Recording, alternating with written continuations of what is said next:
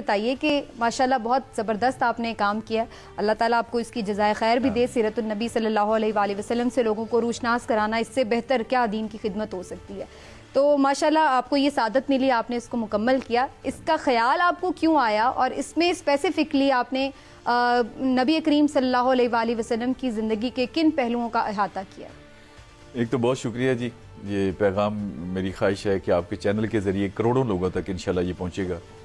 اچھا، بنیادی طور پر میں سمجھتا ہوں کہ انسان کا جو ہے نا جی، اس کا وجود ہے، روح ہے، الفاظ ہیں، اس کا سب سے امپورٹنٹ چیز جو ہے نا وہ کریکٹر ہے۔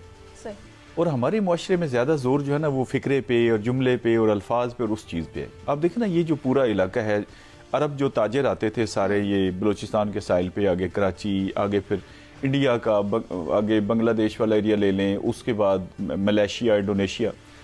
اچھا، وہ لوگ تجارت صحیح کرتے تھے، ٹرانزیکشن ان کی ٹھیک تھی، کردار ٹھیک تھا۔ آپ نے ان سے ایک سوٹ خریدا، 2 مہینے بعد وہ دوبارہ آئے، آپ نے کہا بھائی ٹھیک نہیں، اسے کہا جی واپس کر دیں بہن، کوئی مسئلہ نہیں۔ اچھا، ان لوگوں نے جب آ کے کہا کہ مکہ مکرمہ میں اللہ کے ایک رسول آئے ہیں صلی اللہ علیہ وآلہ وسلم، تو انہوں نے کہا جی کیونکہ یہ کہتے ہیں ان کا کریکٹر ٹھیک ہے تو انہوں نے اسلام قبول کر لیا۔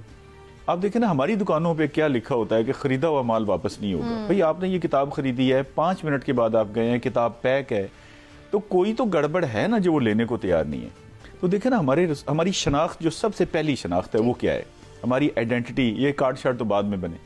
ہماری آئیڈینٹی ہے کہ ہم حضور اکرم صلی اللہ علیہ وآلہ وسلم کے امتی ہیں۔ یہ بہت بڑا ایک ہمارے لیے، جیسے گرین کارڈ ہے آج کل، اعزاز بھی ہے، سعادت بھی ہے، اور الحمدللہ کہ ہم اس پہ شکر ادا، لیکن اس ساتھ ایک ذمہ داری بھی ہے۔ ہمارے رسول کون ہیں؟ جو رسولوں کے سردار ہیں، دی بیسٹ۔ ہم کون ہیں؟ دی ورسٹ۔ تو یہ تو میچ ہی نہیں بنتا آپس میں۔ اچھا، یہ تو ہے پارٹ اے کہ ہمارے جو حالات ہیں، دیکھنا، چوری چکاری، رشوت، 2 نمبری، سفارش، جھوٹ، ملاوٹ، کوئی دنیا کی برائی آپ دیکھیں وہ آپ کو ایک محلے میں، ایک بازار میں یا ایک دفتر میں مل جائے گی۔ اچھا، اب دوسرا یہ تھا کہ اس کو ٹھیک کیسے کیا جائے۔ بے شمار طریقہ کار ہیں، اگر تو گورنمنٹ چاہے تو پھر تو یہ چند مہینوں کا کام ہے نا، کہ ان کے پاس سلیبس ہے، کریکلم ہے، کالجز، اسکول، یونیورسٹیز، میڈیا، مساجد، سب کچھ۔ لیکن میں نے کہا چلے ہم انفرادی سطح سے شروع کرتے ہیں، جو اللہ تعالیٰ نے ہمیں وسائل دیے ہیں وہ اللہ تعالیٰ کے دین کے راستے میں استعمال ہونے چاہیے۔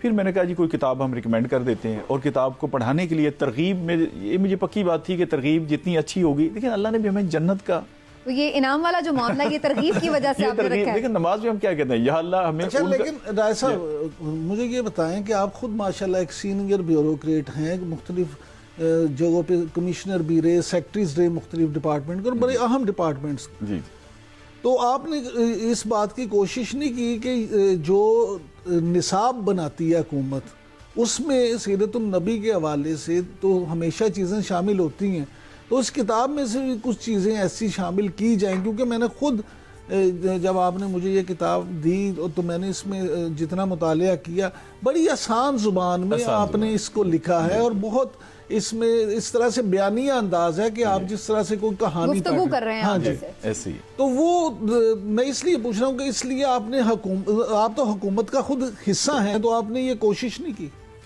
جی بالکل، میں نے کوشش۔ اچھا، میں آپ کو پتہ ہے MD رہا ہوں پنجاب ٹیکسٹ بک بورڈ کا، اور اس میں یہ واحد واقعہ ہے انسانی تاریخ میں کہ میں نے 100 کتابوں پہ لگا دی پابندی، اور بہت زیادہ رولا ہنگامہ ہوا پاکستان میں کہ یہ کیا ہو گیا۔ ان میں قرآن غلط، حدیث غلط، قائد اعظم کے بارے میں معلومات غلط۔ ایک کتاب میں لکھا ہوا تھا کہ سر سید احمد خان جب فوت ہو گئے، اس کے 35 سال کے بعد انہوں نے ایسٹ انڈیا کمپنی میں نوکری شروع کی، اور کوئی واہیاتی نہیں جو آپ سوچ نہیں سکتے، نقشہ غلط پاکستان